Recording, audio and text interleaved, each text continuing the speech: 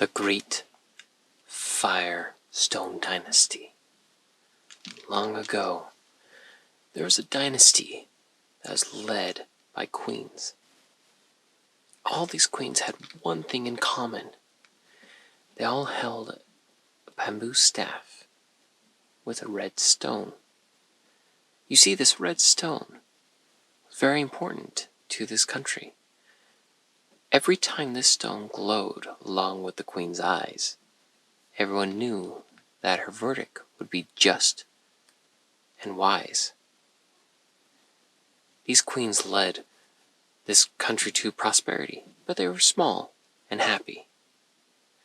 Till eventually one queen was chosen. Now these queens were chosen by the stone, not by the previous queen. All the ladies of the land would come across and would pick up the staff when it came time for the new queen. And if the stone shone brightly along with her eyes, everyone knew their next queen was found. One year, about 1,000 years ago, when the new queen was to come to be, she picked up the staff glowed, and her eyes shone brilliantly. But a little different than all the previous queens, she chose to get married. Not every queen chooses this, and it's not uncommon though. But when she chose to get married, she was wooed by an evil man.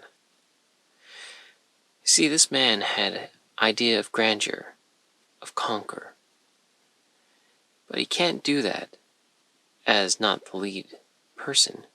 So after being married, he started sowing deceit in the country, distrust, started convincing the queen, his wife, that she could make decisions without the staff, that she was wise without it, and slowly was able to become her ear, lead her to make choices that weren't in her people's best interest. And eventually, all at once, he led the coup to overthrow the queen, barely able to get away with her life. After he took over and he shouted to the people, "The evil queen is gone, and I, your king, will help bring safety and prosperity again." People forgot about the stone very quickly under his rule and his tyranny. He got rid of history, he got rid of certain educations, and controlled everything he could, leading the country into darkness and war. About 1,000 years later, the country is several times bigger. A new king, tyrant, was being led, and he was doing his best to live up to his predecessor's name. But he had a queen who had stories that were supposed to be lost and buried of the Firestone Dynasty. And she would tease her husband, saying, "You know, this country used to be led by queens, not kings." She would just casually joke, casually lead on, casually do all these things to annoy him until she was sent away to the summer palace. She was part of a group of people that wanted to bring the greatness of the country back, that had saved books and documents and scrolls of how the country used to be. And she had a plan and a goal to bring back the country to its rightful dynasty. She knew of the Firestone. She didn't know how it worked. But her goal was to find it and to use it to show who truly was supposed to rule the country. And her plan was working. She was able to get safely led to the very palace that was the original palace, though small in comparison to what was built later. But little did she know that this little palace already had a maid who's been tending it for years. She loved being out away from the bigger parts of the country, and in this small little palace, she was able to take care of things, take care of it, and preserve some history that was lost. She too knew of some stories that were shared with her by her grandma, but she wasn't too worried about finding lost history. She only wanted to take care and preserve.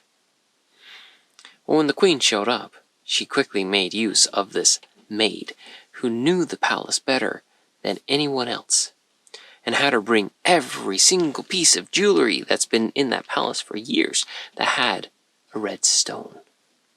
Anything with a red stone, she demanded it be brought to her. She was convinced, this queen, that she would be the rightful leader. And so she demanded every single one. So the maid obliged.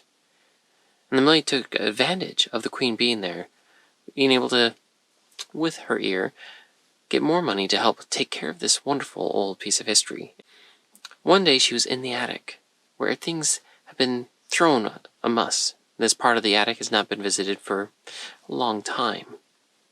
She was quickly going through trying to find any other piece of jewelry or crown, whatever this queen was looking for. She found a stick. Bamboo stick with a dirty, uncut rock on the end of it. And she's like, oh, wonder what this is. Why has it been kept up here? I don't know. I'll just throw it out, was her thought. Right when she grabbed it, the dust off the stone erupted in a brilliant blaze of red, shining brightly, and instantly the maid was taken aback, and she no longer saw the room, but she saw a grove of cherry blossom trees. And in the grove she heard whispers. Yes, we have found her. She's the one. She has the right temperament. All these different voices whispering. Oh, is she too shy? Oh, we can work with that. Then finally, in this far distance, a very quiet voice, very quiet, said, do better than me. You see, this stone, whenever a new queen touched it, she was imprinted upon it. The stone was almost living. Every queen that's ever held this wonderful stone was a part of it and could help lead and guide in wisdom and righteousness. So whenever the stone glowed, and the queen eyes too, she was in commune with all the queens of the past. That's why she was always wise, and that's why she was always just. Because it wasn't just one person making the decisions. And that's always why the queens usually were chosen with care, because it's the queens of the past. But the last queen before this maid was a folly. She didn't trust herself to be strong enough. Thought she had to prove herself. And that was her mistake. And that was a mistake that the rest of the queens were not going to let happen again. Making sure that they pick someone who's strong, but humble, and who could lead. As the dust settled around the new queen, she turned about to find the current queen standing behind her, eyes wide with wonder. The maid was worried that she would be attacked or harmed in some way for not turning over this red stone soon enough. And the queen just looked at her and cried out, my queen, we have been looking for you. I thought I would be the one to be chosen, but obviously they found one better than me. I'm at your command, and so are the rest of my subjects who know of the Firestone Dynasty. And that's when I woke up. Honestly, this dream felt like a wonderful prelude to an actual exciting story of taking back a country from a dictator or a tyrant, where they could be rebel fighters and all sorts of things, mystical powers even. But I only made it as far as the queen finding the Firestone. That's as far as I made it, unfortunately. How do you think it ends? Or how do you think it progresses? Let me know in the comments. Like and subscribe, and Sweet dreams.